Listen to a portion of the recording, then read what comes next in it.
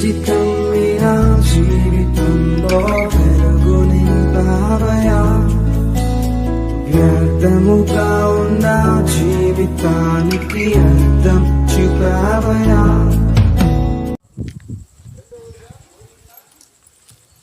మంచిది.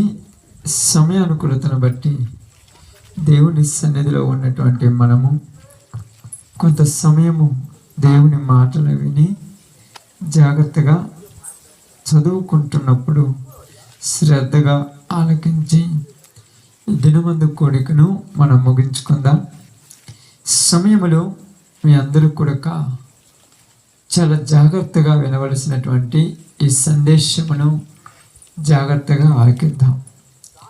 కుడి వచ్చిన మీ అందరికీ ప్రభు యేసుక్రీస్తు నామములో శుభాలు వందనములు తెలియజేయుచున్నాను.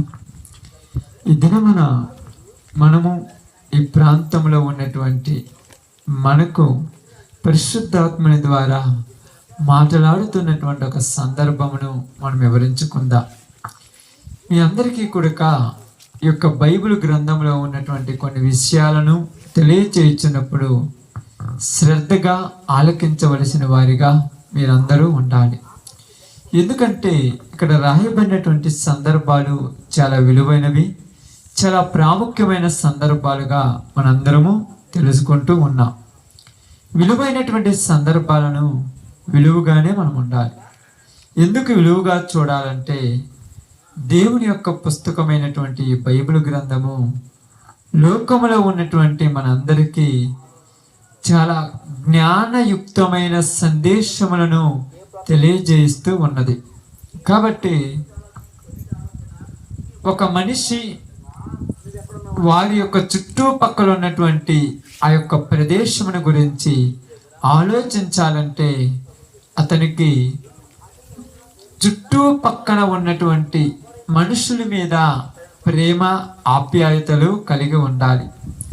ఎప్పుడైతే ఆ ప్రేమ ఆప్యాయతలు ఆ మనిషికి కలిగి ఉంటాయో ఆ మనిషి తనతో ఉన్నటువంటి తోటి వారు కూడా నిత్య రాజ్యానికి వారసులు కావాలని ఆలోచన కలిగి ఉంటారు. కాబట్టి దినమున మనందరం కూడా 66 గ్రంథాలలో ఉన్నటువంటి ఒక గ్రంథాన్ని కొంత భాగం ధ్యానించుకుందాం. పూర్తిగా కాదు, కొంత భాగం ధ్యానిద్దాం. ఈ దినమున మనం చదువుకున్నటువంటి పుస్తకం ఏంటంటే హబకుకు గ్రంథమును గురించి ధ్యానించుకోవడానికి ప్రయాసపడదాం. ఆ గ్రంథం మొత్తం గురించి మనం ధ్యానించము, కానీ ఒక 2-3 వచనాలు ధ్యానించుకొని ప్రార్థన చేసుకొని కూడికను ముగించుకుందాం. ఈ గ్రంథము దేవుని యొక్క ఉద్దేశమును బట్టి హబకుకు అనేటువంటి ఒక వ్యక్తి రాసినటువంటి గ్రంథం.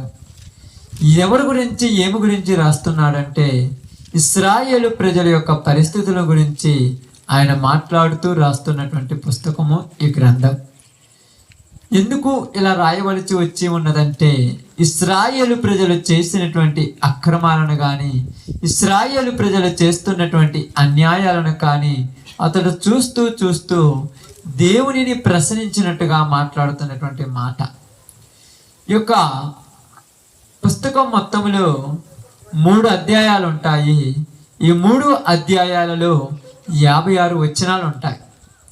ఈ 56 వచనాలు మొత్తము కూడా మనకు చాలా స్పష్టంగా తెలియచేయుచుంది ఏంటంటే నశించిపోతున్నట్టు పాపానికి చేరువైనటువంటి బిడ్డలు వారి పాపంలో విర్రవీగుచూ ఉన్నారు. వారి పాపపు బ్రతుకులలో వారు ఎట్లా పడితే అలా జీవిస్తూ ఉన్నారు. పాపములో ఉన్నవారు బయటికి వచ్చేంత వరకు నువ్వు శిక్షించవా, వారిని ఏమనవా అన్నట్టుగా మాట్లాడుతున్నటువంటి ఒక సందర్భం ఈ సందర్భం. కాబట్టి మీరు అందరూ కూడా చూసినప్పుడు 1-2 అధ్యాయాలు దేవునికి ప్రవక్తకును మధ్య జరుగుతున్నటువంటి ఒక చర్చగా మనకి ఇక్కడ ఉంటూ ఉంది. 3వ అధ్యాయం ఏం చెప్తుందంటే అది హబకుకు పాడుతున్నటువంటి ఒక కీర్తనగా మనకి ఇక్కడ రాయటం జరిగి ఉన్నది. కాబట్టి మనం బాగా గమనించి ఆలోచించినప్పుడు ఇక్కడ మనం చూసినప్పుడు 1వ అధ్యాయంలో హబకుకు ప్రవక్త చాలా బాధపడుతూ మాట్లాడుతున్నాడు. ఏమని మాట్లాడుతుంటాడంటే ఎలా ఉన్నాడంటే హబకుకు ఆందోళనతో ఉన్నాడు. 1వ అధ్యాయంలో ఏమై ఉన్నాడు? ఆందోళన. ఎందుకు ఆందోళన? ఎందుకింత బాధ, ఎందుకింత కష్టంలో ఉన్నాడంటే అక్కడ జరుగుతున్న పరిస్థితులను బట్టి అతడు ఆందోళనతో ఉన్నటువంటి పద్ధతి. 2వ అధ్యాయంలో ఏమై ఉంటుందంటే అక్కడ హబకుక్కు ఏమి జరుగుతూ ఉన్నదంటే దేవుని యొక్క మాట కొరకు ఎదురు చూస్తూ ఉన్నాడు. అంటే నిరీక్షణ, ఎదురు చూపు, ఆశతో ఉన్నటువంటిది 2వ అధ్యాయం. ఇక 3వ అధ్యాయంలోనికి మనం వచ్చినప్పుడు ఇక్కడ ఒక కీర్తన పాట పాడుతున్నట్టుగా మనందరికీ తెలియచేయుచున్నది. ఈ 3వ అధ్యాయంలోనికి వచ్చినప్పుడు దేవుడు హబకుక్కుని తీసుకెళ్ళి ఈ ఉన్నత స్థలంలో కూర్చుండబెట్టినట్టుగా మనం మాట్లాడుకుంటూ ఉంటాం. కాబట్టి ఈ 3 అధ్యాయాలు మీకు 3 పాయింట్లుగా చెప్పాను. హబకుక్కు గ్రంథం 1వ అధ్యాయము ఏమైందంటే ఒక ఆందోళనతో ఉన్నది. 2వది ఏంటంటే ఆశతో ఎదురు చూస్తున్నాడు. 3వది ఏంటంటే ఆశ కలిగినటువంటి అతని ప్రాణమును దేవుడు తృప్తిపరిచి అతన్ని ఉన్నత స్థానంలో నిలబెట్టినట్టుగా మనకి ఇక్కడ మాట్లాడుతూ ఉన్నది. కాబట్టి 1వ అధ్యాయంలో జరిగినటువంటి సందర్భం ఏంటంటే, దేవా, భూమి మీద ఉన్నటువంటి ఈ ప్రజలు, నీవు ఏర్పరచుకున్నటువంటి ఇశ్రాయేలు ప్రజలైన వీరందరూ కూడా అన్యాయములతో, అక్రమాలతో, పాపాలతో విర్రవీగుతూ ఉన్నారయ్యా. వారు చేయుచున్న పాపములు వారు చేస్తూ ఉన్నప్పుడు వారి పాపముల వల్ల వారి మీదకి శాపములు రావటం లేదు, వారి పాపముల వల్ల వారికి ఇబ్బందులు కలగటం లేదు. వారు చేస్తున్న పాపాన్ని ఆధారం చేసుకొని మమ్మల్ని ఎవరు ఏమనలేరు అన్నట్టుగా అక్రమంతో, అన్యాయంతో, పాపముతో వారి జీవితాలను వారు తగలబెట్టుకుంటున్నారు. ప్రభువా, నీవు నిజముగా ఉంటే వాళ్ళని శిక్షించవా అన్నట్టు మాట్లాడుతున్నాడు 1వ అధ్యాయంలో. నీ జీవితంలో ప్రభువా, నీవు వారిని ఒకసారి బుద్ధి తెప్పించవా, వారి బ్రతుకులను మార్చవా, వారికి శిక్ష వస్తే కానీ వారు మారరు అన్నట్టుగా మాట్లాడుతూ ఉన్నాడు. 2వ అధ్యాయంలోనికి వచ్చిన తర్వాత ఇదిగో అన్యాయంతో బాధ, అక్రమంతో విర్రవీగుతున్నటువంటి ఇలా బ్రతుకుల గురించి నేను దేవునికి ప్రార్థన చేశాను. దేవా, నీవు ఇచ్చేటువంటి సమాధానం కోసం నేను ఎదురు చూస్తున్నానని మాట్లాడుతూ ఉన్నాడు. కాబట్టి ఎందుకంటే ప్రియ సహోదరి సహోదరులారా, ఇక్కడ ఉన్నటువంటి ఒక ప్రవక్తకు ఆ దేశమును గురించినటువంటి ఒక చింత, ఆ దేశంలో గురించినటువంటి ఒక ఆవేదన, ఆ దేశంలో జరుగుతున్న పరిస్థితుల గురించి ఒక బాధపడుతూ ఏదో ఒక విధంగా దేవుడికి తెలియచేస్తూ అక్కడ ఉన్నటువంటి మనుషులందరూ కూడా మంచి మార్గంలోనికి రావాలన్నట్టుగా ఇక్కడ మనకు మాట్లాడుతున్నట్టు చూస్తున్నాడు. ఏమంటున్నాడంటే హబకుక్కు గ్రంథంలో మనం చూసినప్పుడు ఒక మాట 1వ అధ్యాయం 1వ భాగంలో నుంచి మనం జాగ్రత్తగా చదువుదాం. చూడండి, ప్రవక్తయగు హబకుక్కు వద్దకు దర్శన రీతిగా వచ్చిన దేవోక్తి. బాగా ఆలోచించండి. దేవోక్తి అనగా అర్థం ఏమిటి? దేవుని యొక్క మాట. ఈ దేవుని మాట ఎలా ఉందంటే, ఇశ్రాయేలు ప్రజల మధ్య దేవుడు ఎంత చక్కగానో దేవుని వాక్యాన్ని తెలియజేస్తూ ఉన్నాడు, ఎంతగానో దేవుని మాటలు తెలియజేస్తూ ఉన్నాడు. ఆయన మాటలు తెలియజేసినప్పుడు మనము దేవుని వాక్యాన్ని చాలా రకాలుగా, చాలా ఆలోచనలుగా ఆలోచిస్తాం. అనేక చోట్ల దేవుని వాక్యాన్ని అనేక వాటితో పోలుస్తుంటాం. యాకోబు రాసిన పత్రిక, పేతురు రాసిన పత్రికలో కానీ, యాకోబు రాసిన పత్రికలో కానీ వచ్చినప్పుడు అక్కడ మనం ఏమంటాడంటే, ఈ వాక్యాన్ని అద్దముతో ఒక చోట పోలుస్తుంటాడు, మరో చోట నా వాక్యము అగ్ని వంటిది కాదా, బండను పగలగొట్టు శుద్ధి వంటిది కాదన్నట్టుగా అగ్నితో పోలుస్తుంటాడు. మరో చోట దేవుని వాక్యమును ఎలాగా విత్తనాలతో పోలుస్తుంటాడు. మరో చోట యెషయా ప్రవక్త వచ్చినప్పుడు దేవుని వాక్యం దేంతో పోల్చాడమ్మా? దేవుని వాక్యం దేంతో పోల్చాడు? అక్కడ యెషయా ప్రవక్త ఆకాశము నుంచి పడేటువంటి వర్షముతో పోల్చాడు. ఆకాశం నుంచి ఏం పడుతుందంట? వర్షం పడుద్ది. ఆ వర్షము ఆకాశం నుంచి ఎక్కడ పడుతుందని చెప్తున్నాడమ్మా? భూమి మీద పడుతుంది. ఆకాశం నుంచి వర్షం భూమి మీద పడిన తర్వాత అది భూమి మీద ఏం చేస్తుందంట?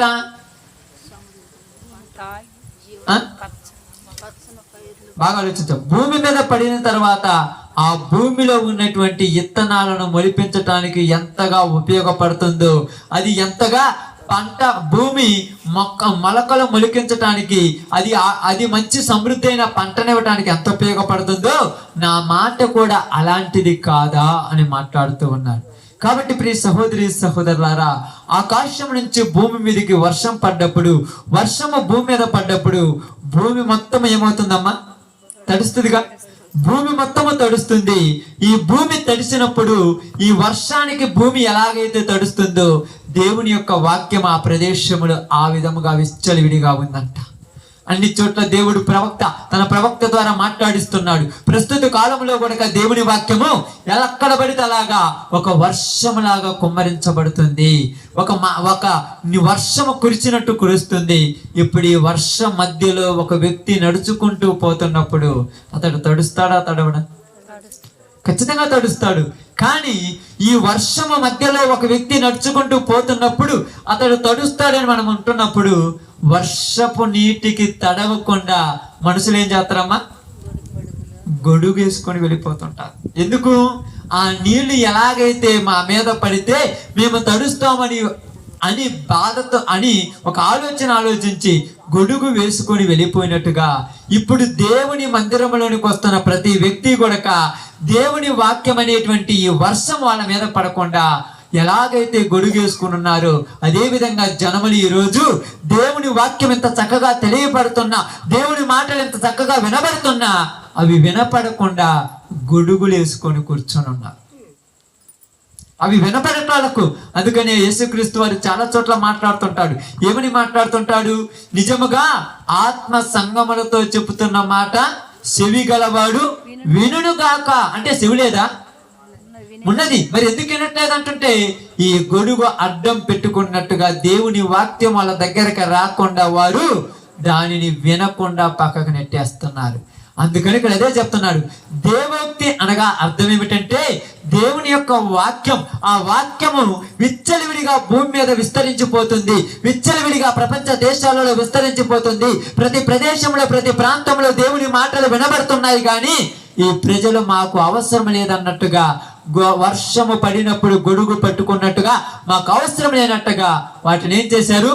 తడవకుండా గొడుగు కింద ఉన్నట్టుగా ఈరోజు వాక్యం వినకుండా జనాలు ఉన్నారు.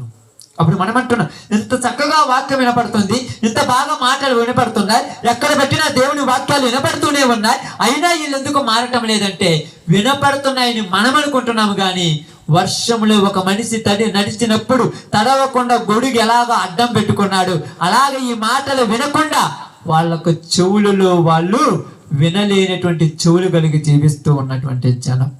అందుకని ప్రవక్తలు ఏమంటున్నారు తెలుసా? ఇది దేవోక్తి. ఏమని పలుకుతున్నారు చూడు, యెహోవా నేను మొరపెట్టినను నీవు ఎన్నాళ్ళు ఆలకింపక ఉందువు.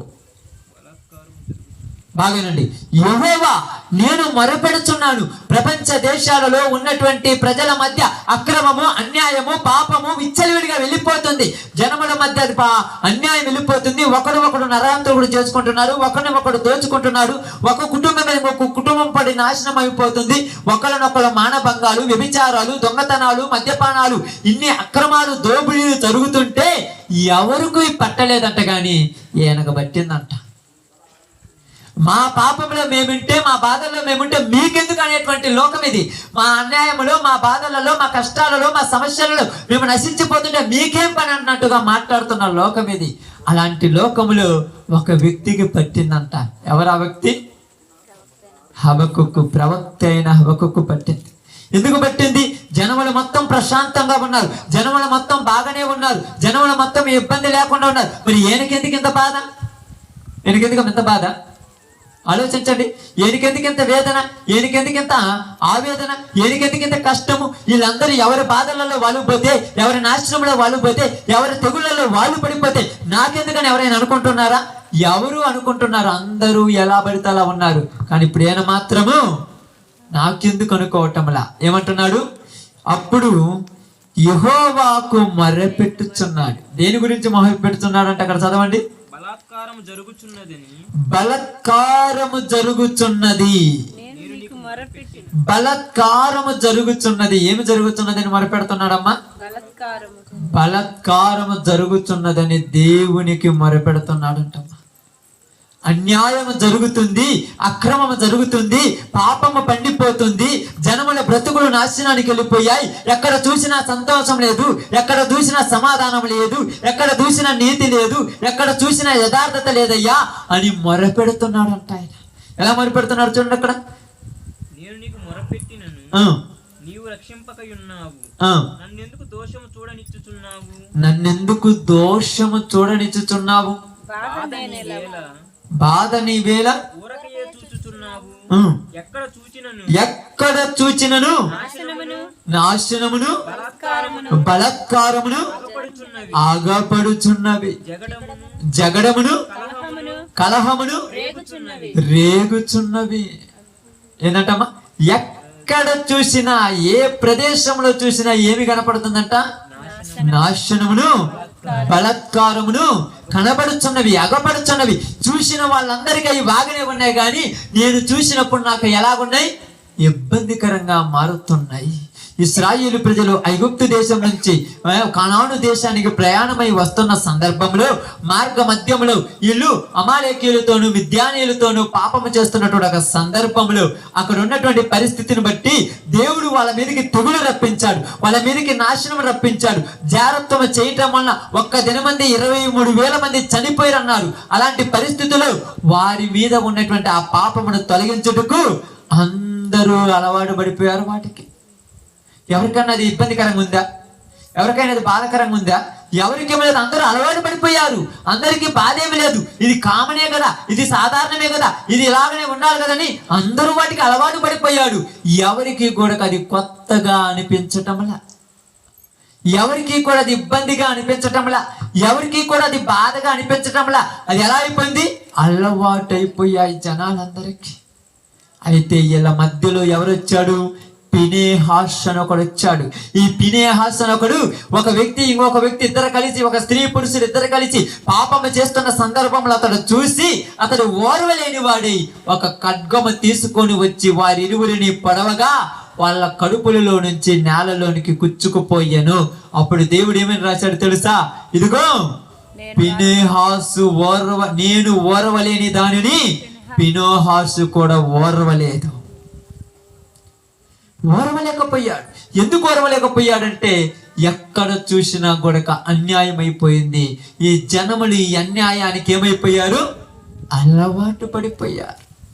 ఈ అన్యాయానికి ప్రజలు ఏమైపోయారు? అలవాటు పడిపోయారు. ఎవరైనా పోయి ఏంది ఇలా చేస్తున్నావంటే ఏముంది అనుకుంటున్నారు. అక్కడ చూడండి, అక్కడ ఏమంట మాట్లాడుతున్నారు చదువు. ఇంకా అందువలన ధర్మశాస్త్రం నిరర్థకమాయెను, న్యాయము ఎన్నడూను జరగకుండా మానిపోయాను. భక్తిహీనులు వచ్చి నీతి పరులను చుట్టుకొందురు. న్యాయము చెడిపోయుచున్నది. అన్య జనులలో జరుగునది చూడుడి, ఆలోచించుడి, కేవలము విస్మయమునందుడి. మీ కార్యము జరిగింతును అలాగు జరుగునని ఒకడు మీకు చూడండి, ఇక్కడ ఏమంటున్నాడు? అన్య జనులలో జరిగినది చూడండి. ఎక్కడ చూసినా కూడా జనాలకు ఏమి లేదంట, న్యాయము కరువైపోయిందంట. ఎక్కడ చూసినా ఇప్పుడు జనములు ఎలా మారిపోయారు అంటున్నారు ఇక్కడ. ఇదిగో నిజము చెప్పే వాళ్ళు కరువైపోయారు, అబద్ధాలు మాట్లాడే వాళ్ళు ఎక్కువైపోయారు. ఎవరి దగ్గరికైనా పోయి నిజము మాట్లాడేవాడు ఒక్కడే లేడు. ప్రతి వాడు మాటకు ముందు అబద్ధము, మాట తర్వాత అబద్ధము. వీళ్ళ మధ్యలో నిజాలు మాట్లాడేవాడు ఎలా కనపడుతున్నాడు? వింతగా కనపడుతున్నాడు. ఈడేంది కొత్త వాడిగా కనపడుతున్నాడు, ఈడేం తెలివి తక్కువ వాడిగా కనపడుతున్నాడు. ఇలాంటి వాడు లోకంలో బతకలేడు అన్నట్టుగా కనపడతాడు. ఇలాగుంటే లోకంలో నువ్వు ఎలా బతకగలవు? ఈయన అంటాడు, ఎంత అమాయకంగా ఉంటే ఎలా బతకగలవు అంటే, నిజాయితీగా ఉన్నాడు అమాయకుడు, యథార్థంగా ఉన్నాడు తెలివి తక్కువ వాడు, యథార్థంగా జీవించేవాడు దేంటికి పనికిరాని వాడు. కనీసం అబద్ధం ఆడటం కూడా తెలియకపోతే ఎలా బతుకుతురా ఈ లోకంలో అంటుంటారు. అప్పుడు అన్యాయము అక్రమము ఎక్కువైపోయింది. ఎక్కడికి వెళ్ళి చూసినా, ఎవరి దగ్గర చూసినా నిజము మాట్లాడేవాడు ఒక్కడు లేడు. ప్రతి వాడు అబద్ధాలు మాట్లాడుతున్నాడు. లోకం మొత్తము కూడా అబద్ధాలకు అలవాటు పడిపోయింది. లోకం మొత్తము కూడా అన్యాయాలకు అలవాటు పడిపోయింది. లోకం మొత్తము కూడా మోసాలకు అలవాటు పడిపోయింది. లోకం మొత్తము కూడా బలాత్కారాలకు అలవాటు పడిపోయింది. లోకం మొత్తము కూడా ఒక కుటుంబం ఇంకో కుటుంబాన్ని పాడు చేయడానికి అలవాటు పడిపోయింది. ఇప్పుడు ఇలా మధ్యలో ఎవరైనా ఒకడు వచ్చి నువ్వు చేసేది ఏందిరా, ఇది కరెక్ట్ కాదు కదంటే ఇప్పుడు వాళ్లకు వాడు వింతగా కనపడుతున్నాడు. వాళ్ళకు ఎలా కనపడుతున్నాడు? వింతగా కనపడుతున్నాడు. ఏంద్రా ఎక్కడి నుంచో పుట్టుకొచ్చినట్టుగా, వీడు వేరే గ్రహం నుంచి పుట్టుకొచ్చినట్టుగా ఉన్నాడు. వీళ్ళకు వీడు వేరే ప్రపంచానికి చెందినోడుగా ఉన్నాడు. భూమి మీదోడు కాదు, నువ్వు కొత్త లోకం నుంచి వచ్చావన్నట్టుగా ఉన్నాడు. ఎందుకంటే ఒక ఇంట్లో 10 మంది ఉంటే 9 మంది ఒక మార్గంలో నడుస్తున్నాడు, ఒక్కడు మాత్రం ఒక్క మార్గంలో నడుస్తున్నాడు. ఇప్పుడు ఈ 9 మందికి ఒక్కడు ఎలాగున్నాడు? వెర్రివాడిగా ఉన్నాడు, తెలివి తక్కువ వాడిగా ఉన్నాడు, జ్ఞానం లేనివాడిగా ఉన్నాడు, బుద్ధిహీనుడిగా ఉన్నాడు. ఇప్పుడు దేవుడు ఏమన్నాడు తెలుసా? తెలివి లేనివాడు, జ్ఞానం లేనివాడు, బుద్ధి లేనివాడు, ఇదిగో తెలివి తక్కువ వాడే నాకు కావాలని, అలాంటి వాడిని నేను పిలుచుకున్నానని మనవాడు పిలుచుకున్నాడు దేవుడు. హబక్కూకు మాట్లాడుతున్నాడు, ఈ అన్యాయాన్ని చూస్తుంటే నాకేమనిపిస్తుంది అంటున్నాడు ఆయన. ఏమంటున్నారు అక్కడ? చదవన్న మాట మళ్ళీ ఒకసారి. నన్నెందుకు దోషము చూడనిచ్చుచున్నావు? నేను చూడలేకపోతున్నా ఈ దోషం అంటాడు. చాలా మంది కళ్ళు అప్పగించుకొని చూస్తుంటారు, మరి నీకెందుకు చూడబుద్ధి కావడం నాకు అర్థం కాల. చాలా మంది 2 కళ్ళు పెద్దవిగా చేసుకొని కళ్ళకు పుల్లలు కట్టుకొని మరి ఆ పనికి మాలిన పాపాన్ని చూడటానికి ఎగబడుతూ ఉన్నారు. మరి నీకు చూస్తుంటే చీ అనిపిస్తుందంటే అప్పుడు నేనేమంటారు వీళ్ళు? నువ్వు మాలో బతకలేవు, నువ్వు నీలా బ్రతికితే ఏ రోజు కూడా ఏమంటాడు? 3 పూట్ల తినటానికి కూడా ఉండదు నీలా బతికితే అంటారు. ఇప్పుడు అదే అంటున్నాడు, అన్యాయం ఎక్కువైపోయింది, అక్రమం ఎక్కువైపోయింది, పాపం పండిపోయింది, నీతి అనేది కరువైపోయింది. అందరూ కూడా అన్యాయ బలత్కారాలకు బానిసలైపోయాడు. ఇప్పుడు మంచి ప్రకటించేవాడు లేడు, నీతి కలిగిన వాడు లేడని ఇప్పుడు వీళ్ళన్నిటినీ చూస్తున్నప్పుడు ఎవరికి బాధ కలిగిందమ్మా? హబక్కూకు బాధ కలిగింది. ఈరోజు నీకు బాధ కలుగుతుందా? ఈరోజు నీకు ఆ పరిస్థితి ఉందా? ఈరోజు నీ ఇంట్లో తింటున్నావు, శుభ్రంగా పడుకుంటున్నావు. ఈరోజు నాకు ఇబ్బంది ఉంది, నాకు బాగలేదని ఇంట్లో ఉంటున్నావు. కానీ నీకు బాధ కలిగిన వాడివైతే, నువ్వు బాధపడిన వాడివైతే, అయ్యో అన్యాయం జరుగుతుంది, ఈ అన్యాయంలో ఉంటే దేశం ఎలా బాగుపడుతుందని ఎప్పుడైనా ఆలోచించావా? అక్రమం విస్తరించడం చేత, పాపము పండటం చేత దేశానికి నాశనం అవుతుందని ఎప్పుడైనా ఆలోచించావా? వీళ్ళందరికీ అర్థం కాదు. ఎందుకంటే రాత్రి మీ అందరికి ఒక వాక్యం చెప్పాను, రాత్రి అక్కడికి వచ్చిన వాళ్ళు తెలుసు. బుద్ధిమంతుడు ఆపద వచ్చుట చూచి దాగుకొను. ఇప్పుడు ఇతనికి జ్ఞానము కలిగిన వాడు, అయ్యో పాపములు పడిపోయారు, నాశనానికి చెరువైపోయారు, పాతాళానికి దగ్గర అయిపోయారు, ఇప్పుడు భూమి మీదకి శాపం రాబోతుంది, ఆ శాపాన్ని వీళ్ళు తట్టుకోలేరు, ఇప్పుడైనా వీళ్ళకు బుద్ధి తెప్పించమని ప్రార్థన చేసేవాళ్ళు ఒక్కలైనా ఉన్నారు? హబక్కూకు అది ప్రార్థన చేస్తున్నాడు. ఏమని ప్రార్థన చేస్తున్నాడు చూడండి ఇక్కడ 2వ అధ్యాయంలో నుంచి బాగా చూడండి. 2వ అధ్యాయంలో నుంచి 12వ వచనం జాగ్రత్త చదువుదాం. నరహత్య చేయుడు చేత పట్టణము కట్టించు వారికి శ్రమ, దుష్టత్వము జరిగించుడు చేత కోటను స్థాపించు వారికి శ్రమ. జనములు ప్రయాసపడుదురు గాని అగ్ని పాలవుదురు, వ్యర్థమైన దాని కొరకు కష్టపడి జనులు క్షీణించుదురు. ఇది సైన్యములకు అధిపతికు యెహోవా చేతనే అగును గదా. ఏలయనగా సముద్రము జలములతో నిండి ఉన్నట్టు భూమి యెహోవా మహాత్మ్యమును గూర్చిన జ్ఞానముతో నిండి ఉండును. ఇప్పుడు బాగా చూడండి. తన పొరుగు వారి మానము చూడవలనని ఘోరమైన ఉగ్రతను కలిపి వారికి త్రాగనిచ్చి వారిని మత్తులుగా చేయువారున్నారంట. ఎలాంటి వారు ఉన్నారంట ఆ దేశంలో? చదివిన మాట వరకైనా అర్థమైందా మీకు? ఎలాంటి వారు ఉన్నారంట? తమ పొరుగు వారి మానము చూడవలనని ఘోరమైన ఉగ్రతను కలిపి వారికి త్రాగనిచ్చి ఏందంట? ఎదుటి వాడికి మద్యపానము తాపి వాడి ఒంటి మీద బట్టలు ఉడదీసి అది చూసి ఆనందించే జనాలు ఉన్నారంట ఆ దేశంలో. ఎంత లోతైన మాట అండి. ఈ రోజులలో స్త్రీలు పురుషులని తేడా లేకుండా మద్దుకు డ్రగ్స్కు మద్యానికి మత్తు పదార్థాలకు అలవాటు పడిపోయి వాళ్ళు చేస్తున్న పాపమును చూస్తే ఈ రోజులలో ఇలా మధ్యలోనికి ఇలాంటి ఎవరైనా ఒక వెర్రివాడి పోతే ఏమంటారంటే, రే ఇలా ఉంటే ఎలా బతకగలవురా, ఇలా ఉంటే ఎలా జీవించగలవు. ఇప్పుడు అంత అక్రమము అన్యాయం ఎక్కువైపోయిన రోజులు. అదంటున్నాడు చూడండి, అదేమంటాడు, వ్యర్థమైన వారి కొరకు. తర్వాత ఘనతకు మారుగా అవమానముతో నిండి ఉన్నావు, నీవును త్రాగి నీ మానమును కనపరుచుకొందువు. నీవును త్రాగి నీ మానవుడు కనపరుచుకొందువు. ఘనతకు మారుగా ఏమవుతుందంటే ఇడికి అవమానం.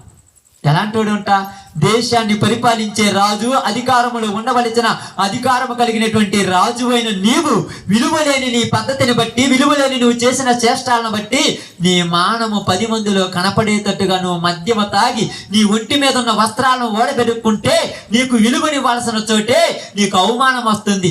నాకు నిన్ను చూస్తే సిగ్గేస్తుంది, కానీ నువ్వు మాత్రం ఆ మద్యమును తాగి ఆనందపడుతున్నావని చెప్తున్నాడు ఇక్కడ. ఎంత బాగా మాట్లాడుతున్నాడు అమ్మా దేవుని వాక్యం. ఆ వాక్కు దేశం ఎలాంటి పరిస్థితిలో ఉందంట, ఎలాంటి స్థితిలో ఉందంట. ఎందుకు ఇలాంటి పరిస్థితి దిగజారిపోయారు మనుషులంటే, దీనిలో ఉన్న ఆనందముకు ఏమైపోయారు ప్రజలు, అలవాటు పడిపోయారు. అందరూ ఆయనకి అలవాటు పడిపోయినోడు. వాళ్ళ మధ్యలో ఎవరైనా ఒకడు ఉన్నారనుకోండి, వాడిని ఏమంటున్నాడు, వెర్రివాడు అంటున్నాడు. అందరూ అబద్ధాలు ఆడుతుంటారు కదా. మీరు ఎక్కడైనా అక్కడ కూర్చున్నారు అనుకోండి, అందరూ వ్యర్థమైన పనికి మాటలు మాట్లాడుతుంటే వాళ్ళ మధ్యలో పోయి మీరు ఏదైనా మంచి మాట మాట్లాడాలనుకుంటే మిమ్మల్ని వాళ్ళు ఏమంటారు తెలుసా, మీలాగా బతికితే మేము 2 రోజులు కూడా ఉండలేమన్నారు. అన్యాయంకి అలవాటు పడ్డారు, పాపములకు అలవాటు పడ్డారు, చెడుకు అలవాటు పడ్డారు, చెడు వ్యసనాలకు అలవాటు పడ్డారు, చెడు క్రియలకు అలవాటు పడ్డారు, చెడు కోరికలకు అలవాటు పడ్డారు, చెడు పద్ధతులకు అలవాటు పడ్డారు. ఏది చేసినా కూడా చెడు చెడు చెడు చెడుతోనే చేస్తున్నారు, కానీ మంచిని చూడాలనేటువంటి పరిస్థితి ఒక్కడికి గోలేదంట. అందుకే ఇక్కడ ఏమంటున్నారు చూడండి, 11 నుంచి చదువు ఒకసారి, 10 నుంచి చదువు. నీవు చాలా మంది జనములను నాశనము చేయుచు నీ మీద నీవే నేరస్థాపన చేసి ఉన్నావు. నీ దురాలోచనల వలన నీ ఇంటి వారికి ఏం మాట మాట్లాడుతున్నాడు ఇక్కడ. ఏటి వల్ల? నీ దురాలోచనలు. ఇప్పుడు మనుషులలో ఏ ఆలోచన వస్తున్నాయట? దురాలోచనలు అంటే దుర్మార్గపు ఆలోచనలు, చెడ్డ ఆలోచనలు. ఎందుకు ఒక మనిషికి చెడు ఆలోచనలు రావాలి, మంచి ఆలోచన రాకూడదా? వీడు మంచిగానే పుట్టివాడు కదా, మంచిగానే జీవించేవాడు కదా, మంచిగా ఉన్నవాడికి మంచి ఆలోచనలు రావాలా, చెడ్డ ఆలోచనలు రావాలా? ఇప్పుడు మనుషులలో దురాలోచనలు వచ్చాయి. దురాలోచనలు రావటానికి కారణం ఏంటంటే మనిషి యొక్క హృదయములోనికి ఏమి వెళ్ళిపోయింది, చెడు. ఎక్కడికి పోయిందమ్మా చెడు? హృదయంలో గూడు కట్టుకొని కూర్చుంది. ఇక బయటికి రావటం వల్ల లోపల నుంచి మనుషుల్ని ఏం చేస్తుంది, తినుము, త్రాగుము, సుఖించము, సంతోషించము. ఈ 4 రోజులే కదా నువ్వు జీవించేది, ఈ 4 రోజులే కదా నువ్వు బతికేది. ఈ బతికిన 4 రోజులు నీ కంటికి నచ్చినట్టుగా, నీ మనసుకు నచ్చినట్టుగా, నీ ఇష్టం వచ్చినట్టుగా తిరగమని చెప్తుందంట. అయితే ఇలా తిరగటం వల్ల ఏమైందంటమ్మా, నీ ఇంట్లో వాళ్లకు అవమానము. ఇది వాళ్ళకి తెలుసా? ఈ ఆలోచన వచ్చిందా? అయ్యో నేను తిరుగుతున్నాను, నేను చేస్తున్నానులే, నన్ను అంటారు. నిన్నెవరు అంటారు? నిన్నన్నా కూడా నీకేమి లేదంటుంది ఇక్కడ బైబిల్. ఏమంటుందమ్మా అక్కడ? ఏం చెప్పాడు చెప్పండి? నిన్ను అన్నా కూడా నీకేమి లేదంటుంది, నీకు మానము లేదు అంటుంది. అంటే ఏంటంట? ఆమేన్. పచ్చిగా చెప్పాలంటే నీకు సిగ్గు అనేది లేదు. అందుకేమన్నాడు, వాడు మద్యమును త్రాగిన తర్వాత, దాన్ని తాగినప్పుడు వాడి మానవును వాడే 10 మందికి చూపించుకుంటున్నాడంటే వాడికి అది ఉంటే వాడు చూపించుకుంటాడా? ఇలాంటి పరిస్థితిలో నీ ఇంట్లో వాళ్ళు బయటకు వచ్చి తలెత్తుకోకుండా చేస్తున్నావంటే నీ దురాలోచనలే. ఎవరు ప్రార్థన చేస్తున్నాడు ఇక్కడ? హబక్కూకు ప్రార్థన చేస్తున్నాడు. దేవునితో మాట్లాడుతున్నాడు, దేవుడు సంభాషణ కలిగిస్తున్నాడు. ఎందుకు ప్రభు వీళ్ళని ఇంకా వీళ్ళని బాగు చేయమంటే నేను బాగు చేయాలనుకున్నాను. ఒక్కడు కూడా ఒక మంచికి అలవాటు పడ్డోడు లేడు, ప్రతి వాడు చెడుకు అలవాటు పడ్డోడే. ఎవడు చూసినా చెడు చూపే, ఎవడు ఆలోచించినా చెడ్డ ఆలోచన, ఎవరు మాట్లాడినా చెడ్డ మాటలే, ఎవరు చేసిన చెడ్డ పనులే. ఎవరు కూడా బలత్కారమే, ఒకళ్ళనొకళ్ళు దోచుకోవాలనుకునేవాడు కానీ, ఒకళ్ళనొకళ్ళు దురభిమానంగా పాడు చేయాలనుకునేవాడు కానీ, ఒకళ్ళనొకళ్ళు చూసుకొని నాశనం చేయాలనుకునేవాడు కానీ, ఎదుటివాడు బాగుపడాలనుకునేవాడు ఒక్కడు. ప్రార్థనది దేవుడికి హబక్కూకు మధ్య జరుగుతున్న సంభాషణ. హబక్కూకు అంటున్నాడు, ఎన్నాళ్ళు నువ్వు నా మొర ఆలకింపకుండా ఉండు అంటే నేను ఇంకా కొన్ని రోజులు ఆలకించను. ఎందుకంటే దేశములో పాపము పండాలి. వాళ్ళు చేస్తున్న అక్రమాలు వాళ్ళకి తెలియకుండా వాళ్ళే చేసుకుంటున్నారంట. అందుకే చూడండి, నాకు అంత బాగుంటుంది. నిజంగా నేను ఈ మాటలు చదివినప్పుడు నాకు చాలా చాలా అనిపించింది. చూడండి ఇక్కడ 18 వచ్చిన చూడండి అమ్మ. 18 కాకుండా మనము 19 ఒకసారి చదవండి. కర్రను చూచి వదిలే నేను కాదు, 4 నుంచి చదువుదాం ఒకసారి మళ్ళీ. 2:4. వారు యథార్థ పరులు కాక తమలో తాము అతిశయపడుదురు. అంటే ఇప్పుడు ఎలకి ఏమంటుందంట? అతిశయం అంటే నాకేం తక్కువ, నా లెవెల్ ఏంది అనుకున్నావు? ఏంది నీ లెవెలు? ఏంటి లెవెలు? ఇక్కడ అదే చెప్తున్నాడు, నాకేం తక్కువ, చిటికెత్తే ఏదేం జరుగుతుందంట. గొప్ప అతిశయ తమలోతం. నాకేం తక్కువ అనుకున్నాడు? ఏందిరా నిన్న పొద్దున్న నీ బతుకు చూస్తే అసలు ఒక పక్క కుక్క పండుకుంది, ఒక పక్క నువ్వు పండుకున్నావు. నీ బతుకు అసలు మామూలేనంటే అసలు నా లెవెల్ మామూలేనా? అసలు నా రేంజ్ మామూలేనా? ఎవరు మాట్లాడుతున్నారు ఇక్కడ? హబక్కూకు మాట్లాడుతున్నాడు. తమలో తామంట ఏం చేస్తున్నారంట? అతిశయం. ఎందుకు వచ్చింది అతిశయం అంటే వాళ్ళందరూ కూడా చెడుకు అలవాటు పడ్డారంటుంది బైబిల్ ఇక్కడ. ఇదిగో దేవోక్తి వచ్చింది. ఈ మాటలు వాళ్ళ దగ్గరికి వెళుతున్నా వాళ్ళు వింటారు కానీ వాళ్ళు వర్షంలో వెళ్ళేవాడు ఎలాగైతే గొడుగు పెట్టుకుంటాడో వాడిని ఇక్కడ కూర్చోబెట్టి గంటతోడు చెప్పినా వాడికి మాత్రం ఎక్కువ. దేశము నిండా భూమి నిండా ఏమి నిండి ఉన్నదంట? దేవుని యొక్క జ్ఞానముతో నిండి ఉన్నది. అయితే భూమి నిండా దేవుని జ్ఞానము నిండి ఉంటే ఈ జ్ఞానము మధ్యలో నివసిస్తున్న వీళ్ళకెందుకు ఇది ఎక్కటమలా? భూమి నిండా దేవుని వాక్యం నిండి ఉంటే ఈ వాక్యం వినపడుతున్నా కూడా నీకెందుకు ఎక్కటమని నాకు అర్థం కాల. చెవులుండి వినటం లేదు. చెవి గలవాడు ఆత్మ సంగములతో చెప్పుతున్న మాట జాగ్రత్తగా వినుగాక అని చెప్పిన మాట వాడికి అక్కడ. అందుకే ఏమంటున్నాడు తెలుసా? ఇదే మాట మాట్లాడుతున్నాడు. ఇదిగో చదువు మాట ఒక్కసారి మళ్ళా. వారు యథార్థ పరులు కాక తమలో తాము అతిశయపడుదురు. అయితే నీతిమంతుడు విశ్వాస మూలముగా బ్రతుకును. బాగానండి. మరియు ద్రాక్షారసము మోసకరము, తనను బట్టి అతిశయించువాడు నిలువడు. అట్టివాడు పాతాళమంత విశాలముగా ఆశ పెట్టును, మరణమంతగా ప్రబలినను తృప్తి నొందక సకల జనుములను వశపరుచుకొనును, సకల జనులను సమకూర్చుకొనును. తమది కాని దానిని ఆక్రమించి అభివృద్ధి నొందిన వారికి శ్రమ. తమది కాని దానిని ఆక్రమించుకుంటున్న లోకం అంటే ఎప్పుడు గురించి మాట్లాడుతున్నారు ఈడ?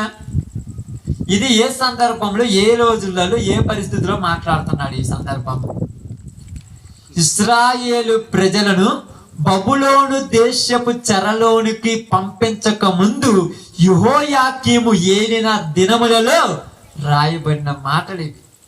అప్పుడు కాలము ఇప్పుడు కాలము ఏమైనా తేడా ఉన్నదా? ఎందుకు లేదంట? అప్పట్లో కూడా ఎలా కొన్నారంట? ద్రాక్షారసముతో సంతోషపడుతూ ఆనందపడుతూ ఆ దానితో తృప్తి నొందుతూ ఎంత సంపాదించినా తృప్తి లేక తమది కాని దానిని ఆక్రమించుకుంటున్నారంట. ఇప్పుడు వీళ్ళందరి దగ్గర పోయి ఎవరు ప్రకటిస్తున్నారంట? హబక్కూకు, రే ఇది అన్యాయం అక్రమం అంటే మాకు ఎక్కటం లేదంటున్నారంట. తమది కాని దాని కోసం పాకులాడొచ్చాం ఎవరైనా? అది ఏదైనా, ఆస్తి అయినా, ఐశ్వర్యమైనా, భూమి అయినా, పురుషునైనా, స్త్రీనైనా, పిల్లలైనా, తిండినైనా, వస్త్రములైనా, తమది కాని దాన్ని దేన్నైనా ఆశించొచ్చా? ఇప్పుడు వీళ్ళు ఆశపడ్డారంట. అది సంపాదించుకున్నా ఇంకా మాకు చాలేదు, ఇంకా కావాలని ఎదురు చూస్తున్నారంట ఇక్కడ. మరి ఇవ్వకపోతే ఏం చేస్తున్నారు? వాళ్ళ మీద అబద్ధములు చెప్పి, వాళ్ళ మీద నేరములు మోపి, వాళ్ళను పంపించి జైలుకి వీళ్ళు అనుభవిస్తున్నారంట. వాటిని ఎక్కడుందయ్యా? నిజంగా ఉందంటే నిజంగా మీకు అందరికీ తెలుసు కదా ఎక్కడ జరిగింది? ఆహాబు కాలంలో జరగలేదా? నాబోతు ద్రాక్ష తోట కోసము ఆహాబు మూతి ముడుచుకొని కూర్చొని ఉన్నప్పుడు యెజెబెలు వెళ్ళి ఆ బోతును జైల్లోకి పంపించి అతని మీద నేరం మోపి అతన్ని శిక్షించి అతన్ని చంపేసి ద్రాక్ష తోట ఆక్రమించుకోలేదా? ఇప్పుడు మనం ఇంత ఘోరం నేను ఎప్పుడు చూడలేదంటావు. ఎందుకు? ఆది కాలం నుండి నేటి కాలం వరకు ఘోరాలు జరుగుతూనే ఉన్నాయి. ప్రారంభ దినం నుంచి నేటి దినం వరకు మత్తులెక్కిపోయిన వాళ్ళు అవమానాలు వస్తున్నా మాకు ఘనతలే అని గొప్పలు చెప్పుకుంటూనే ఉన్నారు. నాటి దినాల నుంచి నేటి దినాల వరకు ఒకళ్ళ కుటుంబాలను ఒకళ్ళ పాడు చేస్తూనే ఉన్నారు. కానీ అప్పటి నుంచి ఇప్పటి వరకు వాటిని గురించి బాధపడే వాళ్ళు తక్కువ మంది ఉన్నారు. వాటిని గురించి ఆవేదన పడే వాళ్ళు తక్కువ మంది ఉన్నారు. ఇప్పుడు హబక్కూకుకి ఏం పని? అంత అవసరం ఏముంది? ప్రశాంతంగా పోయి ఎక్కడో కూర్చొని సంపరంగా అన్నం తిని పడుకోవచ్చు కదా. కానీ ఇప్పటికి అతనికి ఏమి రావట్లేదంట, నిద్ర పట్టడం లేదంట, అతనికి ప్రశాంతత లేదంట, ఆందోళనతో ఉన్నాడు, బాధతో ఉన్నాడంట, ఒక బాధపడుతూ ఉన్నాడు. ఏంటి దేవా ఇలాంటి పరిస్థితి జరుగుతుంటే నువ్వెందుకు చూస్తూ ఊరకున్నావు? నువ్వు చూసేది కాకుండా నన్ను కూడా ఇలాంటి పరిస్థితి చూడటానికైనా నన్ను ఇంకా బతికించింది. నా కళ్ళతో చూడలేకపోతున్నాయ్యా, నా మనసుతో గ్రహించలేకపోతున్నాను. వాటిని చూస్తే నాకు అసహ్యం అవుతుంది ప్రభువా, నన్నైనా చంపేయి, అవైనా మానిపించేయి అంటున్నాడు. ఎంత బాగా మాట్లాడుతున్నాడు. నిజంగా ఈరోజు నేను మధ్యాహ్నం ప్రేయర్ అయిపోయిన తర్వాత కూర్చొని చదువుకుంటా ఉన్నాను. చాలా దూరం చదువుకుంటా కూర్చున్నాను. సెల్ ఫోన్ తీసుకున్నాను, దాంట్లో కూర్చొని చదువుతా ఉన్నాను. నాకు అనిపించింది, అంటే దేశమును గురించి ఆ రోజుల్లోనే పట్టించుకోలేదా? మరి ఈ రోజుల్లో ఏం పట్టించుకుంటారు? ఆ రోజుల్లోనే పట్టించుకునేలేరు. అధికారులందరూ కూడా ఏమై ఉన్నారంట? న్యాయమును తప్పి పరిపాలన చేస్తున్నారని రాయబడింది అక్కడ. అధికారులందరూ వారి యొక్క ఆ యొక్క ఘనతకు ప్రతిగా వాళ్ళకి ఏం తెప్పించుకుంటున్నారు? ఘనతకు ప్రతిగా ఏం తెప్పించుకుంటున్నారు? అవమానాలు పొందుతారు. ఎందుకు అవమానాలు వచ్చాయి? దేనికి వచ్చాయి రాబట్టి ఇక్కడ అవమానము? ఇదేం నా సొంత మాటలు చెప్పట్లే, నేను ఎవరినో అనాలని మాట. ఎందుకంటారా? ద్రాక్ష రసము త్రాగటం చేత వాళ్ళ మానమును అందరూ చూడటం వలన వాళ్ళకు అవమానం వచ్చిందంట. అంతే, ఆడేం లేదు. వరకరాల అవమానాలు నువ్వే తెచ్చుకో. ఎవడంట? వాడంతట వాడే త్రాగి మత్తుడైపోయాడంట. అలాంటి మత్తులోకి వెళ్ళిన తర్వాత వాడు ఏం చేస్తున్నాడంట? దురభిమానము, బలత్కారము, కంటికి కనపడ్డ వాళ్ళ మీద పడి చెరిసేస్తున్నాడంట. ఏందిరా పాపం ఎక్కువైపోయిందంటే ఇప్పుడు మాట్లాడుతున్నాడు. చూడు ఒక మాట దేవుడు ఏమంటున్నాడంటే, ఇక్కడ హబక్కూ గ్రంథం 1వ అధ్యాయం గ్రంథమ్మా చూడండి 5 నుంచి చదువుదాం. 6 నుంచి చదవండి. 6 నుంచి. ఆలకించుడి, తమవి కాని ఉనికి పట్టులను ఆక్రమింపవలనని బూదిగంతముల వరకు సంచరించు ఉద్రేకము గల క్రూరులకు కల్దీలను నేను రేపుచున్నాను. ఎవరని రేపుతున్నాడంట? వీడు అనుకుంటున్నాడు, నేను చేస్తున్న అక్రమము, నేను చేస్తున్న అన్యాయము, నేను చేస్తున్న పాపము ఎవరో చూడటం లేదు, ఇక నాదే విషయము, ఇక నాదే గొప్ప అనుకుంటుంటే ఇప్పుడు వీళ్ళ కంటే క్రూరమైన వాళ్ళని వీళ్ళ మీదకి రేపుతున్నాడంట. ఎవరు వాళ్ళు? కల్దీయులు. కల్దీయులు అంటే ఎవరు తెలుసా?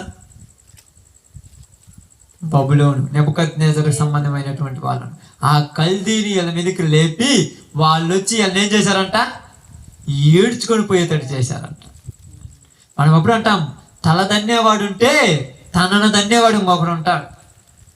నాకేం గొప్ప నా ఇష్టం మీద అనుకుంటే నీకంటే నీచాతి నీచుడైన చేతికి నిన్ను అప్పగించి నీ యొక్క బుద్ధి కలిగించే వరకు నీ స్థితిని పాడు చేసేవాళ్ళు అన్నాడు దేవుడు. కల్దీయుల చేతికి నేను వారిని అప్పగిస్తాను. వారిని అప్పగించిన తర్వాత ఏం జరుగుతుందో చూడండి. వారు ఘోరమైన భీకర జనముగా ఉన్నారు. వారు ప్రభుత్వమును విధులను తమ ఇష్టం వచ్చినట్లు ఏర్పరచుకొందరు. ఏం చేశారంటే ఇప్పుడు వచ్చినాడు. ఇప్పుడు వీళ్ళందరూ కూడా వీళ్ళు కొద్దిగా గొప్ప భయపడి తప్పులు చేస్తుంటే వీళ్ళ మీద పెత్తనం చేసేవాళ్ళు వచ్చంట ఎవరిని లెక్క చేయకుండా ఇష్టం వచ్చినట్టు చేసేస్తున్నారంట. ఇప్పుడు అనుకుంటారంటే ఏంద్రే ఎంత ఘోరం జరుగుతుంటే పడుచుకునే వాళ్ళేడా, ఎంత అన్యాయం జరుగుతుంటే పడుచుకునే వాళ్ళేడా, కళ్ళ ముందే దోహం జరుగుతుంది, కళ్ళ ముందే లంచాలు తీసుకుంటున్నారు, ఎవరైనా అడిగే వాళ్ళేడా. మరి నువ్వు చేసినప్పుడు నిన్నెవరు అడిగినరు? నువ్వు రూపాయి తీసుకుంటే ఇప్పుడు నీ కాడ 10 రూపాయలు తీసుకుంటే నువ్వు ఎందుకంత బాధపడుతున్నావు? బాగుపరిచే లోకం కాదు ఇది, పాడు చేసే లోకం ఉన్నదంతా. ఎవరు మంచి చేస్తారనుకునేవాడు లేదు, ఎవడైనా మంచిగా యథార్థంగా జీవించేవాడు లేడు. ఇక్కడేమన్నాడు? క్రూరులైన వాళ్ళ చేతికి అప్పగించాను అన్నాడు. ఎవరి చేతికంట? క్రూరత్వం కలిగిన వాళ్ళ చేతికి వాళ్ళని అప్పగించాడు. ఇప్పుడు వాళ్ళ చేతుల్లో వీళ్ళు పడితే వీళ్ళు అంటున్నారు ఇలాంటి అన్యాయం అసలు మేము ఎప్పుడు చూడం. మరి నువ్వు చేసింది నిన్నటిదాకా ఉన్నప్పుడు, నిన్నటిదాకా నువ్వు చేసింది మాత్రం న్యాయమా? ఇప్పుడు నీ పైన ఇంకొకటి వచ్చి చేస్తే అది అన్యాయమా? అంటే ఎందుకు వీడికి అన్యాయం చేస్తున్నావంటే నువ్వు నీకంటే తక్కువ వాడికి నువ్వు అన్యాయం చేసినప్పుడు వాడు అంత ఏడ్చాడు. ఇప్పుడు నీ పైన ఉన్నాడు నీకు అన్యాయం చేస్తే నువ్వు కూడా అంత ఏడిస్తే అప్పుడు నీకు అర్థమవుద్ది బాధ ఏందో.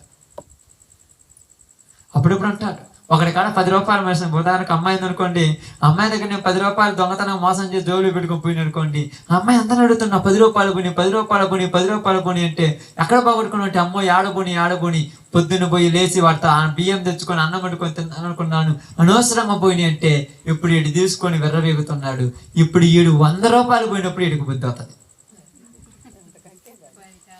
అదే చెప్తున్నాడు ఇక్కడ, మీరు ఎంతవరకు అన్యాయం చేశారు కానీ మిమ్మల్ని మించి అన్యాయం చేసే వాళ్ళ చేతికి నేను మిమ్మల్ని అప్పగిస్తాను అన్నాడు దేవుడు. మిమ్మల్ని మించి ఘోరమైన నీచమైన వాళ్ళ చేతికి మిమ్మల్ని అప్పగిస్తాను, అప్పుడు మీకు బుద్ధి వస్తుంది అన్నాడు. ఇప్పుడు అంటున్నాడు ఇదిగో కల్దీయుల చేతికి నేను మిమ్మల్ని అప్పగించబోతున్నాను అన్నాడు. అయితే ఇక్కడ బాగా గమనించి ఆలోచించండి ప్రతి సహోదరులారా. ముగించుకునే ముందు నేను ఒక చిన్న మాట చెప్పి నేను ముగిస్తాను. అయితే ఏమంటున్నాడు చూడండి ఇక్కడ, వారు యథార్థపరులు కాక తమలో తాము అస్తచేయపడుదురు. అయితే ఇక్కడేనండి, అయితే నీతిమంతుడు విశ్వాసము మూలముగా బ్రతుకును. ఏందా విశ్వాసం? ఇప్పుడు చెప్పాలి, ఏందా విశ్వాసం? చెప్పండమ్మా. అదే ఏందా విశ్వాసం? ఏందా నమ్మకం?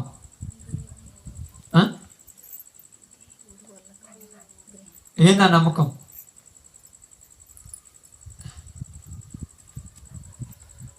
ఏందా నమ్మకం చెప్పండి. ఏందమ్మా? ఖచ్చితంగా నేను నమ్మిన నా దేవుడు న్యాయం తీర్చేవాడు. ఒక్కరోజు చివరికి ఎప్పుడైనా గెలిచేది నీతే. మీరు ఎప్పుడైనా చూసారా? మీరు ఇప్పుడు మన మారు మనసు పొందక ముందు పాత రోజునప్పుడు సినిమాలు చూసుంటారుగా. అప్పుడు సినిమాలు చూసినప్పుడు విలన్ ఉంటాడు, వాడే బాగుంటాడు, అంతా వాడిదే ఉంటది. చివరికి వచ్చే గెలిచేది ఎవరు?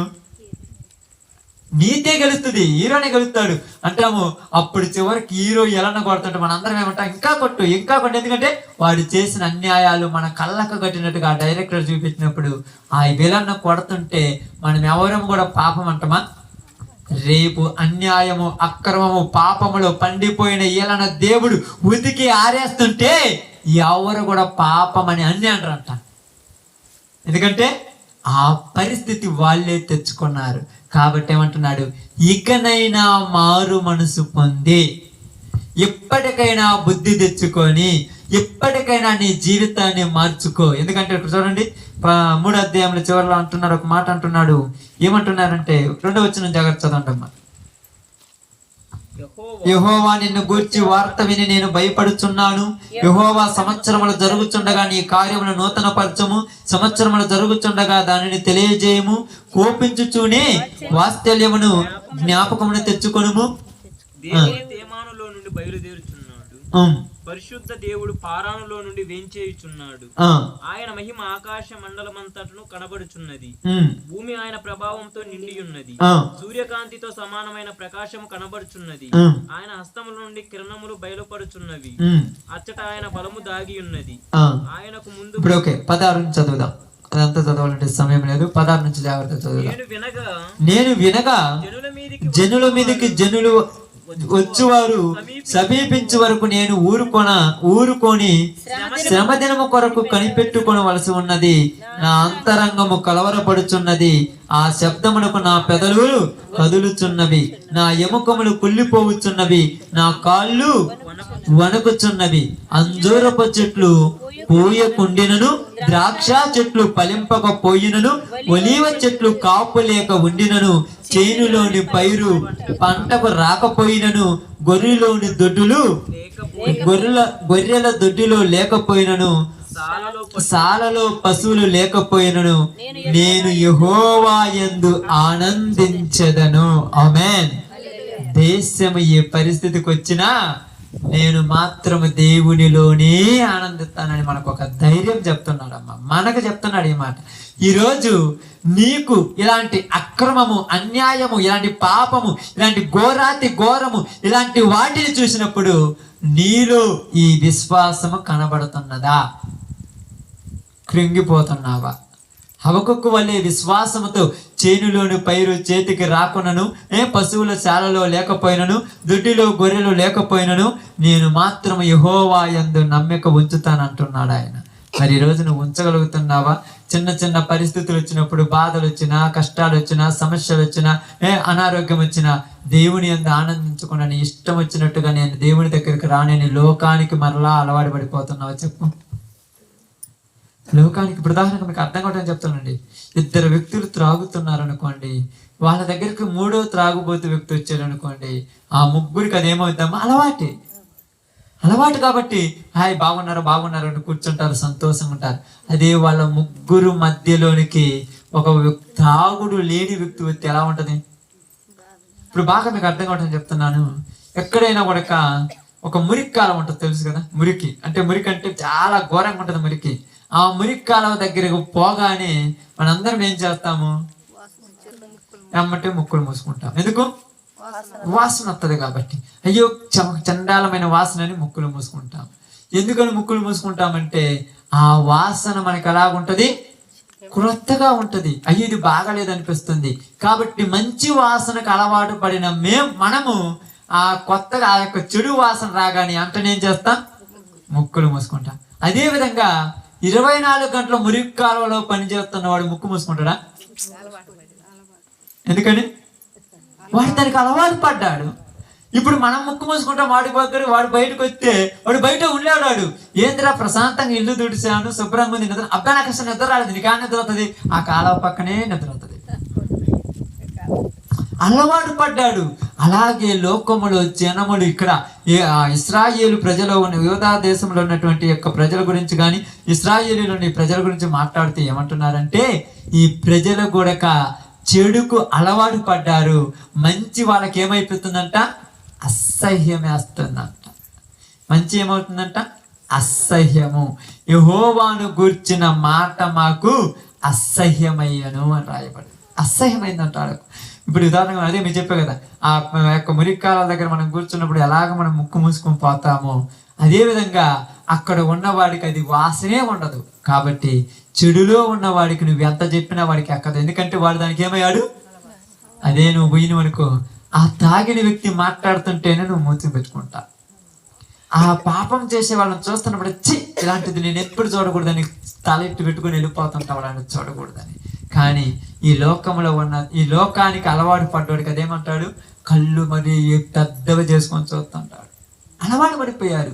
కాబట్టి అలవాటు పడిపోయిన వీళ్ళను అలవాటులో నుంచి బయటికి రప్పించాలని ఇక్కడ హబకుక్కు ప్రార్థన చేస్తుంటే, హబకుక్కు వీళ్ళు ఎవరు కూడా మంచికి అలవాటు పడ్డవాళ్ళు కాదు, అందరూ చెడుకు మాత్రం అలవాటు పడ్డారు కనుక వారిని గురించి నువ్వు మరపెట్టినా నేను ఏమి చేయలేను. వాళ్ళని ఎవరికి అప్పగించాలో నేను వాళ్ళకి అప్పగిస్తానంటాడు. అంతే. అప్పుడు వస్తుంది వీడని రోగము అంటాడు. కుదరని రోగం అంటాం మన భాషలో. ఏ రోగము? కుదరని రోగము. ఈ కుదరని రోగం వచ్చినప్పుడు ఇప్పుడు ఏమంటారంటే, ఎందుకు నాకు ఈ కర్మ? అందరు ఎంత బాగున్నారు, నేనేంది కర్మ పడుతున్నాను? మంచంలో పడుకుంటాడు, అన్నం వండుతుంటే నీకు రావచ్చుగా ఈ జబ్బు అంటాడు. ఎందుకు వస్తా నీకు? ఆడ పడుకో, నీకు రావచ్చుగా, నీకు కాళ్ళు రావచ్చుగా, నీ కడుపు నొప్పి రావచ్చుగా, నీకు కిడ్నీలు పోవచ్చుగా, నాకే ఎందుకు వచ్చింది అబ్బాయి ఈ బాధ అంటాడు. నువ్వు అలవాటు పడి ఆ శిక్ష దేవుడు నీకు తెప్పించాలనుకున్నాడు. ఆ స్థితిలో కూడా అయ్యో నేను చేసిన పాపను బట్టి నాకు ఇది వచ్చింది అంటాడా? అందరూ బాగుంటే నాకేంది కర్మ అంటాడు. ఎందుకంటున్నాడంటే వాడికి అర్థం కాల ఇంకా. కాబట్టి ఇక్కడ మీ అందరికి చెప్తున్నాను, నీవు నీతిమంతుడివైతే విశ్వాసము మూలంగా జీవిస్తావు. నువ్వు నీతిగా ఉంటే, యథార్థంగా ఉంటే జీవిస్తావు. నీకు ఎన్ని నష్టాలైనా, ఎన్ని బాధలు వచ్చినా, చేనులో పైరు రాకపోయినా, దొడ్డులో గొర్రెలు లేకపోయినా, శాలలో పశువులు లేకపోయినా, నీ సంపద మొత్తము వెళ్ళిపోయినా, నీ అన్నవారే నీ కళ్ళ ముందు పాడైపోయి నిన్ను విడిచి వెళ్ళిపోతున్నా, నువ్వు మాత్రమే దేవుని యందు మాత్రమే నమ్మిక ఉంచుతావు అని ఎవరు మాట్లాడుతున్నారు ఇక్కడ? హబక్కూకు అదే అన్నాడు కదా. ఆయన వచ్చిన ఏం చదివాడు చూడండి. అదే ఎంత బాగా నిజంగా మాట చదివినప్పుడు అదే అనిపించింది. ఏమన్నాడు? అంజూరపు చెట్టు పూయకుండినను, ద్రాక్ష చెట్లు ఫలింపకపోయినను, ఒలీవ చెట్లు కాపు లేక ఉండినను, చేనిలోని పైరు పంటకు రాకపోయినను, గొర్రెలు దొడ్డిలో లేకపోయినను, శాలలో పశువులు లేకపోయినను, నేను యెహోవా యందు ఆనందిస్తాను. ఇప్పుడు మనం ఆనందిస్తామా, ఆనందించమా? ఈ పరిస్థితులన్నీ జరిగితే ఇప్పుడు చెప్పండి, ఆనందిస్తావా, ఆనందించు? ఈ పరిస్థితులన్నీ జరిగితే అంజూరపు చెట్టు పొయ్యలేదంట, చేనులో పైరు పండలేదంట, దొడ్డిలో గొర్రెలన్నీ లేవు అంట, శాలలో పశువులు మొత్తం పోని అంట. ఇప్పుడు ప్రార్థనకు వచ్చి దేవా నీకు స్తోత్రం అని చెప్పేవాళ్ళు ఎవరైనా ఉన్నారా? మరి హబక్కూకు ఎందుకు చెప్పాడంట? వాళ్ళు చేసిన పరిస్థితి వల్ల దేవుడు వాళ్ళకి ఆ స్థితి కలిగించాడయ్యా. నేను యథార్థవంతుడిని గనుక నేను ఎలా జీవిస్తానన్నాడు? నీతిమంతుడు విశ్వాసము మూలముగా జీవిస్తాడు. దేశం మొత్తము అన్నము లేకపోయినా నన్ను నువ్వు పోషించగల సమర్థుడు అని నమ్ముతానని జీవిస్తున్నాడు హబక్కూకు. ఎందుకు? ఎక్కడి నుంచి వచ్చారు వాళ్ళు? ఎక్కడి నుంచి వచ్చారు వాళ్ళు తెలుసా? ఐగుప్తులో నుంచి. ఎన్ని సంవత్సరాల ప్రయాణం అది? 40 సంవత్సరాలు. ఈ 40 సంవత్సరాలు వాళ్ళల్లో ఎవరైనా ఒకడైనా పంట పండించాడా? ఎవరైనా ఒక్కరైనా కూడా బట్టలు కొన్నారా? ఎవరైనా ఒక్కరు కూడా స్నానాలు చేశారా? ఈ 40 సంవత్సరాలు పోషించిన ఇప్పుడు నువ్వు మాత్రం నన్ను పోషించగలవని ఆ పరిస్థితులు చూసిన తర్వాత హబక్కూకు నమ్మకం వచ్చింది. ఇప్పుడు మనకు నమ్మకం వస్తుందా? బర్రె రేపో మాపో ఏనవలసిన బర్రె వేసకపోతే ఏం ప్రార్థనే? పైరుకు వచ్చిన పంట రాలిపోతే ఏం దేవుళ్ళే, అందరికీ బాగుంది నాకెందుకు లేదు? ఏంటి అసలు పరిస్థితి? ఏమని? నీతిమంతుడు విశ్వాసము మూలమున జీవించును. హబక్కూకు అంటున్నాడు, దేశము పాడైపోయింది, నేను మాత్రం నీ యందు ఆనందిస్తున్నాను ప్రభు అన్నాడు. ఎందుకు ఈ పరిస్థితి వచ్చిందంటే ఎవరికో ఒకళ్ళకు బుద్ధి తెప్పించడానికి నువ్వు తెప్పించావు, నన్ను మాత్రం నువ్వు పోషించగల సమర్థుడివి, ఎల్లప్పుడూ నేను నీ సన్నిధిలోనే ఉంటానని ఆయన అంటున్నాడు. మనం ఉండగలుగుతామా? ఉండగలగమా? చెప్పండమ్మా. ఆరోగ్యం పోయినను, ఆరోగ్యం క్షీణించిపోయినాను. అదే కదా ఆ పాట పాడతాను కదా, అప్పుడప్పుడు మీరు పాడుతుంటారు ఆ పాట, అవసరం పాటలో నుంచి ఆ పాట. ఇన్ని పోయినా కూడా దేవుడు ఏంది ఆనందపడతామా? ఎందుకు పడం? మనము కూడా లోకానికి అలవాటు పడ్డామేమో. ప్రారంభం కొంచెమే, కొద్దిగానే ఉంటుంది ప్రారంభం. అది ముగింపులోకి వచ్చాక చూడండి, అప్పుడప్పుడు కటెక్కిన ఒక వారం ఎప్పుడన్నా ప్రార్థనకు రాకుండా పోయినా అనుకోండి, కటెక్కిన ఏందమ్మా ప్రార్థనకు రాలేవని కానీ మనం మాట్లాడే మాట ఏంది? నోటి నుంచి ఏమవుతుంది? నిజం అవుతుందా? వెంటనే అబద్ధం. ఏది నోటి నుంచి అబద్ధం వచ్చిందని అలవాటు వచ్చేసింది. ఏం చేద్దాం మనం? నాకు రాబుద్ధి కాలేదు, నేను రాలేదంటే ఆయన కొడతరా? అబద్ధాలు అబద్ధాలు. ఏందిరా అబద్ధం ఆడిరంటే మనం అర్థం చేసుకోవాల్సింది ఏంది? ఆ యొక్క మురికి వాసన వీళ్ళకి కూడా బాగానే ఉంది అనుకోవాలి. వీళ్ళకి ఇప్పుడు కొత్త వాసన అయితే ఇబ్బందిగా ఉంటుంది. ఏందిరా ఈ వాసన మాకు బాగలేదు. ఎప్పుడన్నా స్ప్రే కొట్టి, నేను ఎప్పుడన్నా సెంటో లాంటిది ఇప్పుడు ఈ మైక్ మీద స్ప్రే కొట్టేది పొద్దున్న అమ్మాయి వాసన అవుతుంది. కొద్దిగా దగ్గర పెట్టుకోవాలంటే నాకు కొద్దిగా ఇబ్బందికరమైంది, ఎందుకంటే ఇప్పుడు సెంటు వాసన లేదు కదా మనకు, ఆ స్ప్రే వాసన అలవాటు లేదు, కొద్దిగా ఇబ్బందికరంగా తలకాని పోతుంటుంది అప్పుడప్పుడు. అలవాటు పడ్డ వాళ్ళకు ఇది లేకపోతే వాళ్ళు బ్రతకలేరు. అప్పుడప్పుడు చూడండి చాలా మంది బాడీ స్ప్రే కొట్టుకుని ఏమి ఉంటారు, వాళ్ళకి అలవాటు అది లేకపోతే వాళ్ళు బయటికి రాలేరు. కాబట్టి చెడు వాసనకు అలవాటు పడ్డవాడికి మంచి వాసన నచ్చదు.